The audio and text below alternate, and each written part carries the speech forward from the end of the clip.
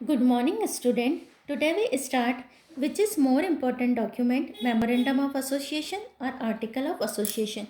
In previous video, we study in detail about the memorandum of association and article of association. We already studied difference between the memorandum of association and article of association. Very important document होते हैं ये company के. अब हमारा question आता है कि इन दोनों में से मोर इम्पोर्टेंट कौन सा है. Through both this document are important for a company. The memorandum of association is the most important document because of the following facts. दोनों इम्पॉर्टेंट है पर मेमोरेंडम ऑफ एसोसिएशन हमारा मोर इम्पॉर्टेंट है. उसके जो रीज़न है, first, every company is bound to prepare memorandum of association whereas article of association is not compulsory. Memorandum of association बनाना compulsory होता है, आर्टिकल ऑफ एसोसिएशन बनाना compulsory नहीं होता है. The rules of table A can be applied in the absence of article of association. ये हमने पहले डिटेल में पढ़ लिया है. The memorandum of association is the charter of the company. It comprises the name, place, object, capital and liability clause.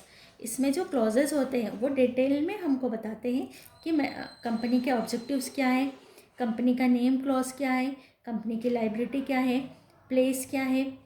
तो memorandum of association is more important. Third, the memorandum of association is govern by the company act, whereas the article of association is prepared to supplement the memorandum of association. जो article of association होता है वो memorandum of association का supplement होता है, उसके नीचे उसके साथ में बनाया जाता है. Fourth, the memorandum of association is so important that ordinarily no alteration is made in it, but alteration can easily be made in article of association. Memorandum of association more important होता है और एक बार बनने के बाद इसमें changes करना easy नहीं होता है और आर्टिकल ऑफ एसोसिएशन में चेंज करना इजी होता है. तो ये यहाँ पर एक हमारा क्वेश्चन होता है कि which is more important, MOA और AOA. Now we start our third document, prospectus. हम स्टार्ट कर रहे हैं प्रोस्पेक्टस.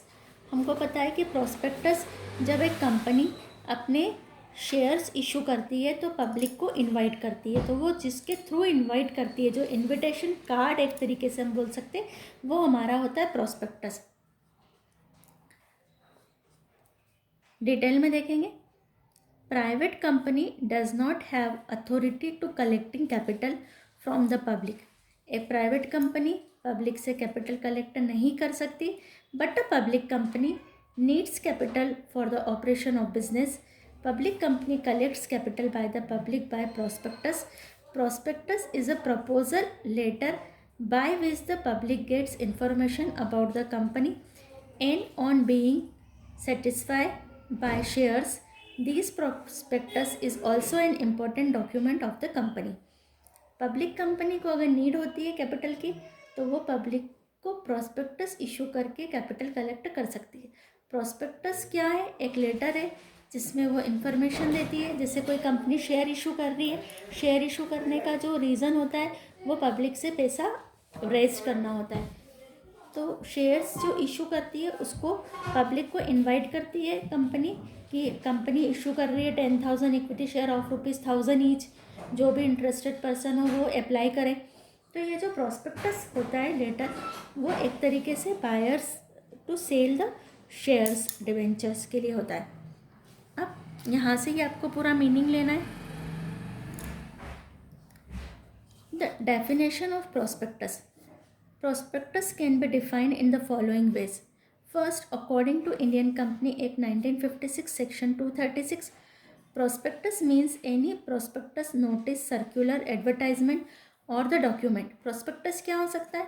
कोई भी prospectus, कोई नोटिस हो सकता है, सर्कुलर हो सकता है, एडवर्टाइजमेंट हो सकता है, कोई अदर डॉक्यूमेंट हो सकता है. Inviting offer from the public for subscription for purchase of any share और debenture of a body corporate. किसी भी कॉरपोरेट बॉडी यानी कंपनी के शेयर डिबेंचर्स को परचेस करने के लिए एक ऑफर होता है प्रोस्पेक्टस. तो ये डेफिनेशन आपको लेना है, ये मीनिंग लेना है, ये डेफिनेशन लेना है. अब हमारा स्टार्ट होता है ऑब्जेक्ट ऑफ प्रोस्पेक्टस.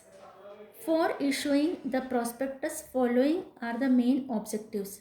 ये हमारे मेन ऑब्जेक्टिव्स है। First, invitation to buy shares and debenture in the public is invited to the prospectus. Public को शेयर और डिबेंचर खरीदने के लिए इन्वाइट करने के लिए प्रोस्पेक्टस इशू किया जाता है। Information by the publication of prospectus public is give the information of incorporation of the company. जब कोई कंपनी अपना प्रोस्पेक्टस इशू करती है तो पब्लिक को एक तरीके से इंफॉर्मेशन मिल जाती है कि इस कंपनी का इनकॉर्पोरेशन यानी कंपनी इस्टेब्लिश हो गई है और वो अपने शेयर डिबेंचर बॉन्ड इशू कर सकती है। फिर by the prospectus public is assured that the invested wealth would be safe in the company, क्योंकि प्रोस्पेक्टस वही इशू कर सकती है जो जिसको गवर्नमेंट से रजिस्ट्रार से परमिशन मिली हो। तो पब्लिक यहाँ पर सेटिस्फाई हो जाती है कि उनकी जो वेल्थ है वो सिक्योर रहेगी। Fourth, declaration director are responsible for the matter given in the prospectus. Prospectus में जो भी मैटर दिया है उसके लिए कंपनी के डायरेक्टर्स रिस्पॉन्सिबल होते हैं। This is declared in the prospectus.